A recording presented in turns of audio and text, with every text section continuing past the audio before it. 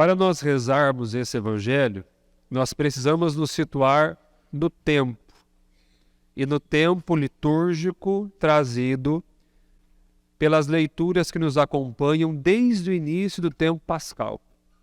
Nós estamos hoje no terceiro domingo do tempo da Páscoa, não é isso? Só que, como eu já expliquei, o tempo pascal se estende por um longo tempo, porque a experiência da Páscoa é tão intensa que é impossível ser celebrada em um único dia, então ela se estende.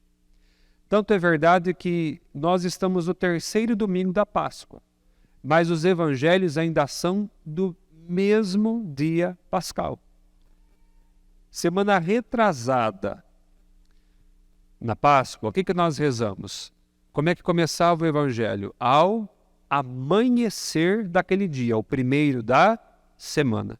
As mulheres vão, o túmulo está vazio, voltam, ele ressuscitou, avisam os apóstolos, Pedro e João correm lá, fazem essa experiência de manhã, ao amanhecer daquele dia. E nós já rezamos isso. Semana passada nós rezamos a comunidade reunida e Tomé. Como é que o evangelho começava? Ao anoitecer daquele dia, o primeiro da semana. Então ainda é o domingo de Páscoa. Então, de manhã à noite e hoje, nesse terceiro domingo, como é que o evangelho começa? Naquele mesmo dia, o primeiro da semana. Então, nós estamos hoje na tarde, ao entardecer. Já vimos de manhã à noite e hoje nós estamos na tarde daquele mesmo dia. Terceira semana, mas ainda é o dia pascal. Isso tem muito a nos dizer, porque com isso o que a igreja quer nos ensinar? Que a experiência pascal, a experiência de Jesus ressuscitado, ver Jesus ainda hoje presente entre nós, não se restringe a essa experiência do passado. O dia de Páscoa é um dia que se estende.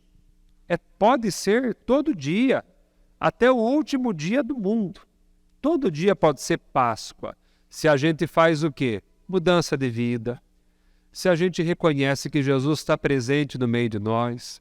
Se a gente faz uma experiência religiosa com Ele, todo dia pode ser o dia de Páscoa. Então, nós estamos nesse primeiro momento situados nessa grande consciência. Todo dia pode ser Páscoa, na medida em que a gente aprende a ver a presença do ressuscitado todo dia no meio de nós. Segundo ponto, é isto que os discípulos de Emaús estão aprendendo. Porque os discípulos de Emaús, num primeiro momento, eles estão fugindo. Depois eles fazem um caminho de retorno. Então nós que queremos ver o ressuscitado, estamos hoje no caminho de Emaús, na tarde daquele dia. E é importante que a gente reze o que significa esta fuga para eles e para nós. E eu diria que esta fuga se deve a uma situação, que eu vou chamar aqui de memória do medo, que é o que acontecia com eles. O que os discípulos de Emaús, de acordo com o Evangelho, o que eles faziam no caminho, enquanto estavam fugindo? Qual era a recordação que eles faziam? Recordação do passado, mas de que jeito? Recordação de dor, de frustração. Jesus foi preso, foi condenado, foi morto, o projeto acabou. Recordação de desolação. Então, é uma memória do medo. Isso pode acontecer com a gente quando a gente, fazendo o caminho de vida, lembra do nosso passado. Todo mundo deve fazer isso, hein? Mas quando você lembra do seu passado, cuidado para você não se restringir, como os discípulos de Emaús, à memória do medo. Parece que a gente, quando lembra do passado, começa a lembrar só da dor, da desolação, daquilo que de ruim aconteceu, e a gente tem a mesma dificuldade que eles tiveram de enxergar que, não obstante a dor, Deus age. Não obstante as dificuldades, Deus ali está. E que a cruz não é a última palavra. A última palavra o que é? Ressurreição. vida nova, superação. Então os discípulos, naquele instante, não, e aí a palavra que está no Evangelho, não reconheciam a presença de Deus na história deles. E por isso estavam fugindo, desolados. Então você que está aqui, aprenda a olhar para o seu passado e não negue o que aconteceu. Mas tente identificar que Deus, ainda que você não tenha visto, estava ali. Como os discípulos de Emaús. Eles não reconheciam Jesus, mas ele caminhava junto. A gente, às vezes, lembrando o passado, talvez não reconheça a presença de Deus, mas ele caminhava junto. Quando os discípulos começam a ter essa consciência, a memória do medo começa a se converter. Deixa de ser memória do medo. Quando eles começam a ver que Jesus está ali, que Deus os acompanhou pela vida, começa a surgir uma outra memória. Uma memória de redenção. Uma memória de salvação. E Jesus faz esse caminho com eles como? Faz uma recordação, desde Moisés, passando pelos profetas, como está ali, e mostrando o quanto Deus é presente na história do mundo, na história da humanidade e na história pessoal. Quando a gente tem essa consciência, tudo muda. Os discípulos de Emaús, na experiência que fazem com o ressuscitado, nos ensinam a identificar a presença de Deus na história da nossa vida, transformando, nos reerguendo, e não obstante a dor, presente, acompanhando. Então o exercício espiritual que nós temos que fazer é o mesmo. E quando a gente converte do medo para a redenção, a memória, a gente não foge mais. A gente faz como os discípulos, a gente volta. E para concluir esse segundo ponto, quando é que os olhos se abrem? Está ali. Depois que Jesus explica as Escrituras e parte o pão.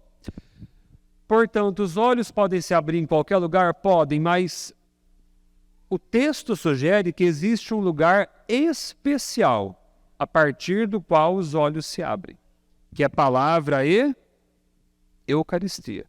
Então, a cada missa, nós temos a oportunidade de fazer o caminho de Emaús. A gente chega, escuta a palavra, vê o pão partilhado e a gente volta. Cada missa é Emaús. Aqui é o lugar especial onde a consciência se amplia, os olhos se abrem e a gente vive diferente. Faça de cada missa um caminho de Emaús para você. E vamos concluir a reflexão com o quê? Com o que isso gera, que é a primeira leitura de hoje.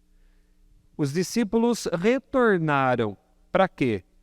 Para evangelizar, para falar de Jesus.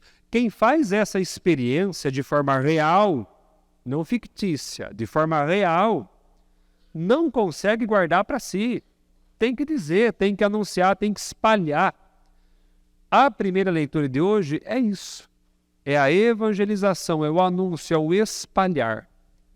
E se a gente pegar a primeira leitura de hoje, Atos dos Apóstolos, quando eles saem para falar, qual é o conteúdo do primeiro anúncio? Que ali é o primeiro anúncio. Qual é o conteúdo? Adivinhe. A vida de Jesus. E basta. A gente, às vezes, quando vai evangelizar, quer falar de tanta coisa. Ou, às vezes, nem se sente apto. Porque fala, eu não entendo muito disso, eu não entendo muito daquilo, né? Mas não tem problema, porque a ideia não é falar disso e daquilo. Qual é o anúncio que você tem que fazer? Falar de Jesus, falar da vida de Jesus.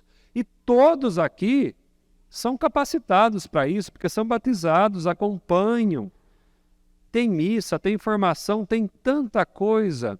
Não é possível que a gente não consiga, na nossa família, no trabalho, com os amigos, que a gente não consiga falar da vida de Jesus, que a gente não consiga enxertar a vida de Jesus nesses meios.